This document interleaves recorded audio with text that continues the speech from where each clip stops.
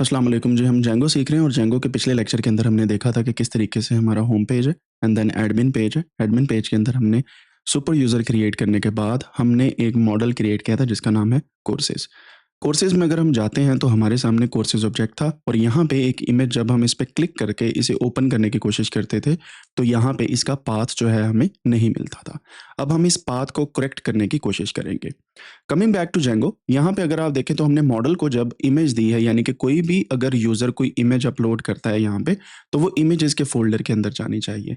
और जैसे ही आपने इस एक मॉडल को रन किया तो क्या हुआ कि जो आपके पास मेन रूट डायरेक्टरी थी, उसके अंदर आपके पास इमेजेस का एक फ़ोल्डर बन गया जिसके अंदर ये वाली इमेज पड़ी हुई थी, ठीक है? अब होता ये है कि ये जो इमेजेस का फ़ोल्डर बना है, ये after you run your migration, उसके बाद जब आप कोई भी चीज़ यानी कि इस कोर्सेज़ के अंदर एडमिन पैनल के थ्रू ऐड करते हैं, यानी कि यहाँ से ऐड कोर्स करते हैं, तो वो इमेजेस जो भी आप यहाँ पे अपलोड करते हैं वो वहाँ पे सेव हो जाती है। And if we go back here, तो यहाँ पे आप देख सकते हैं कि वो इमेज का फ़ोल्डर बन जाता है। लेकिन हमें यहाँ पे इस इमेजेस के फ़ोल्डर को नहीं बनाना, बल्कि जैसे मैंने पहले लेक्चर्स के अंदर आपको बताया था कि मीडिया के फ़ोल्डर के अंदर हम सब कुछ सेव करेंगे, तो हम मीडिया का फ़ोल्डर यहाँ पे क्रिएट करेंगे और इस मीडिया के फ़ोल्डर को कॉन्फ़िगरेशन सेटिंग के अंदर हम असाइन करेंगे कि ये मीडिया का फ़ोल्डर हमारे पास रन करे। ठीक है? तो हम क्या करेंगे, इमेजेस के फ़ोल्डर को मैं यहाँ से रिमूव करता हूँ, डिलीट कर दिया। अब मीडिया वाला जो फ़ोल्डर है, इसके अंदर हम इमेजेस को सेव करेंगे। उसके लिए हमें क्या करना है, कोडायनिक्स के ऊपर जाना है, सेटिंग्स इसके ऊपर आ जाना है एंड थोड़ा-सा हम अगर नीचे आएँगे तो यहाँ पे आप देख सकते हैं कि हमारे पास मल्टीपल किस्म की कॉन्फ़िगरेशन यहाँ पे दी हुई है and now what we have to do, we have to add another configuration, ठीक है? और इस अदर कॉन्फ़िगरेशन के अंदर हम क्या करेंगे, adding images uploaded by user as URL and also base directory. हमने ये 2 चीज़ें ऐड करनी है, ठीक है? सो मीडिया यूआरएल यानी कि कोई भी चीज़ जब हमारे पास यूआरएल के थ्रू आएगी, यानी कि मीडिया का जो यूआरएल होगा वो हमारे पास मीडिया का ही रहेगा। मीन्स टू से कि हम जब भी कोई चीज़ अपलोड करते हैं, तो वो हमारे पास इस जगह पे इस तरीके से सेव हो जाएगी। And from there we can actually have a look कि इसको किस तरीके से हम चेंज कर सकते हैं। सो हमारे पास मीडिया का यूआरएल हमने बता दिया कि यहाँ पे मीडिया फॉरवर्ड स्लैश है और इसका जो मीडिया का रूट डायरेक्टरी है, ये यूआरएल है, यानी कि इस मीडिया के अंदर जाके सारी की सारी इमेजेस पड़ी होंगी। यानी कि अब मैं आपको दोबारा से समझाता हूँ, अगर हमारे पास यहाँ पे मॉडल्स के अंदर आए तो हमने यहाँ पे इमेजेस का बताया, ठीक है?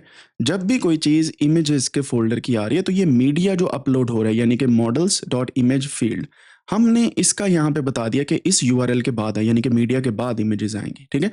एंड यहाँ पे ये है इसकी डायरेक्टरी, हमने बताया कि बेस डायरेक्टरी यानी कि रूट डायरेक्टरी के अंदर ये है रूट डायरेक्टरी यानी कि बेस डायरेक्टरी, इसके फॉरवर्ड स्लैश मीडिया, जो भी काम होगा इस फ़ोल्डर के अंदर होगा। यानी कि जैसे आप उस कोर्स को अपडेट करेंगे, तो आपके पास इमेजेस का फ़ोल्डर यहाँ पे आएगा और उसके अंदर वो इमेज सेव हो जाएगी।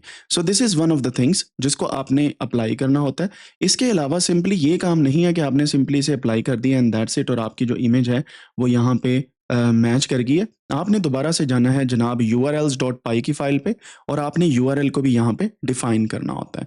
सो I will go to codynics again and urls.py पे चलते हैं। urls.py पे जाने के बाद यहाँ पे आपने देखा कि हमने डिफरेंट किस्म के जो पाथ्स हैं वो सेट किए हुए हैं। अब हमने करना क्या है, यहाँ पे 2 पाथ और ऐड करने हैं, ठीक है? यहाँ पे हमने प्लस लगाने के बाद यहाँ पे ऐड करना है स्टैटिक फंक्शन। स्टैटिक फंक्शन क्या करता है, ये बेसिकली आपकी जो फाइल्स हैं ये उनको यहाँ पे अपलोड करेगा। इसके अंदर हम करेंगे स्टैटिक फंक्शन के अंदर settings and settings sorry and settings. Settings के बाद हमने बताया कि मीडिया यूआरएल के बाद हम बताएंगे डॉक्यूमेंट की रूट और रूट हमने सेटिंग्स डॉट मीडिया रूट, जो मीडिया रूट हमने सेटिंग्स के अंदर डिफाइन की है वो यहाँ पे आ गई सेटिंग्स के अंदर से, ठीक है? और हमारे पास जो मीडिया का यूआरएल है वो सेटिंग्स के अंदर से हमने ले लिया, यानी कि स्टैटिक फाइल का यहाँ से सेटिंग्स डॉट पाई के अंदर हमने 2 चीज़ें डिफाइन की हैं, media URL and media route, और उनको हमने यहाँ पे असाइन कर दिया, ठीक है? 2 चीज़ें यानी कि media route and media URL. अब ये जो हमने काम यहाँ पे किया है, एक चीज़ हमने याद रखनी है कि हमें अब ये जो 2 चीज़ें हैं यानी कि सेटिंग से इसे इंपोर्ट भी करना पड़ेगा। तो मैं यहाँ पे लाइब्रेरीज़ ऐड करता हूँ, फ्रॉम django.conf import settings, हम इसको इंपोर्ट करेंगे और दूसरा हम करेंगे फ्रॉम django.conf.url तो मैं यहाँ पे करता हूँ डॉट स्टैटिक एंड हमने स्टैटिक को भी इंपोर्ट कर लिया। तो ये 2 चीज़ें इंपोर्ट करेंगे तो यहाँ से आप देखेंगे एरर्स आपकी जाती रही है। मैं इनको कमेंट आउट करता हूँ, यू विल सी कि यहाँ पे एरर आ रही है अभी भी और ये हमें बग का इशारा दे रहा है। मैं इसको यहाँ से सेव करता हूँ, now everything is working fine. अब ये क्यों आ रहा है? क्योंकि मेरे पास जो पाइथन का मैंने एनवायरनमेंट सेलेक्ट किया हुआ है दैट इज़ डिफरेंट। इसकी जगह पे मैं जेंगो का एनवायरनमेंट यहाँ से सेलेक्ट कर लेता हूँ या जो भी वर्चुअल एनवायरनमेंट हमने अभी क्रिएट किया है यहाँ पे, मैं उसको भी सेलेक्ट कर लेता हूँ। So it will go like this, ठीक है? तो ये हमारे पास 2 सेटिंग्स हमने कर ली हैं। अब मैं क्या करता हूँ, यहाँ पे वापस जाता हूँ, वापस जाके इस जगह के ऊपर जो हमने कोर्सेज़ के अंदर कोर्स ऑब्जेक्ट ऐड किया था, यहाँ पे चूज़ फ़ाइल करता हूँ और दोबारा से उसी फ़ाइल को मैं चूज़ करके यहाँ से सेव कर देता हूँ। जैसे मैंने इसे सेव किया, नाउ यू कैन सी कि मैं इस इमेज पे जैसे क्लिक करता हूँ, now it can appear like this as a URL. लेकिन पहले यही इमेज हमारे पास नहीं आ रही थी। क्यों आ रही है अब? ये हमारी रूट डायरेक्टरी है, इसके बाद मीडिया हमने ऐड किया और मीडिया के अंदर इमेजेस है और ये इमेज का नेम है, व्हाटएवर द नेम इज़। मैंने व्हाट्सएप इमेज जो भी इमेज यहाँ पे मैंने लिखी हुई है, उसका नेम आ गया और इस तरीके से हमारे पास ये इमेज सेव हो गई है और इसकी एक्सटेंशन भी आ गई है। अब हम बैक टू द पॉइंट हम जाते हैं जनाब वापस और यहाँ पे आके देखते हैं कि क्या हमारे पास मीडिया के अंदर कोई इमेजेस आई हैं and here you can C media image का फ़ोल्डर और ये रही वो इमेज, ठीक है? And this is how you can actually assign कि किस जगह से मीडिया उठाना है और किस जगह पे मीडिया रखना है और जो यूज़र अपलोड करेगा मीडिया वो कैसे आएगा। पहले जब ये काम नहीं कर रहा था उसकी मेन रीज़न क्या थी, ये वाला जो हमारे पास पेज नॉट फाउंड एरर आ रहा था 404 के मीडिया नहीं मिल रहा, इसका मतलब ये है कि वेबसाइट जब बन जानी थी तब ये मीडिया वहाँ पे शो ही नहीं होना था। जैसे अब शो हो रहा है, पहले ये शो ही नहीं होना था और आपकी इमेज जो है वो सामने आपको नज़र नहीं आनी थी। ठीक हो गया? यहाँ तक क्लियर हो गया? अब इसके बाद एक अगली भी चीज़ यहाँ पे आती है, जब भी आप कोई मीडिया ऐड करते हैं ना, तो आपके पास एक ऑप्शन आ रही होती है कि आप यहाँ पे बेसिकली इस 1 को रिमूव कर दें, ठीक है? और इस 1 को रिमूव करने के का जो मेन तरीकाकार है, वो ये है कि आप वापस जाएँगे अपने मॉडल के अंदर वापस जाएँगे and then we will see कि इसको किस तरीके से हम चेंज कर सकते हैं। सो मैं कोर्सेज़ के अंदर जाता हूँ, मॉडल्स के अंदर जाता हूँ और आप देख रहे होंगे कि जब मैं ये मॉडल ऐड कर रहा था, तो यहाँ पे हमारे पास जो है वो स्ट्रिंग जो सेल्फ स्ट्रिंग है बेसिकली वो रिटर्न हो रही थी, ठीक है?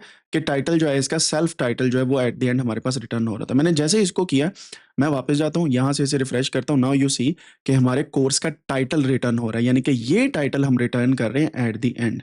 समझ आ गई बात की?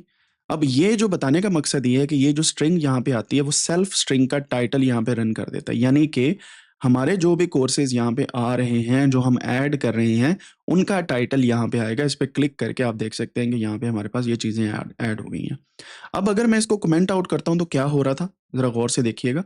मैं इसको दोबारा से रिफ्रेश करता हूँ, तो ये कोर्स ऑब्जेक्ट 1 कह रहा था, फिर 2 फिर 3 फिर 4। ऐसे तो हमें पता ही नहीं चलना कि कौन-सा कोर्स अटेंड किया है और कौन-सा कोर्स हमारे पास आ रहा है। इस वजह से we have to actually take the string title and add it as a course name, जो यहाँ पे आ रहा है, ठीक है? इससे फ़ायदा क्या होगा? आप यहाँ से सिलेक्ट भी कर सकते हैं, इसको फ़िल्टर भी कर सकते हैं आने वाले दिनों में, नया कोर्स ऐड करेंगे तो उसका टाइटल भी यहाँ पे आपके पास आ जाएगा। This is how you can actually define different kind of things inside Django admin panel and models panel, और मीडिया इस तरीके से अरेंज किया जाता है। एंड इस तरीके से अगर आप मीडिया अरेंज कर लेते हैं, बिलीव मी, आपकी जो वेबसाइट है वो बहुत कमाल चलेगी। अब हम स्टेप बाय स्टेप ये सारी जेंगो के जो चीज़ें हैं वो देख रहे हैं, और अगर आप जेंगो सीखना चाहते हैं तो आई वुड रिकमेंड कि आप कोडैनिक्स यूट्यूब चैनल पे चले जाएँ। कोडैनिक्स यूट्यूब चैनल पे जाने के बाद प्लेलिस्ट में चले जाएँ। प्लेलिस्ट पे क्लिक करने के बाद ये जेंगो का पूरा कोर्स है और इसके ऊपर मैं मल्टीपल वीडियोज़ और प्रोजेक्ट्स जो हैं आने वाले दिनों के अंदर भी डालने वाला हूँ। अगर आपने अभी तक सब्सक्राइब नहीं किया तो कर लें, और ऑफ कोर्स सब्सक्राइब करने के बाद यहाँ से बेल आइकन को ज़रूर भी दबा दीजिएगा एंड आपके पास नोटिफ़िकेशन आती रहेंगी। See you in the next lecture.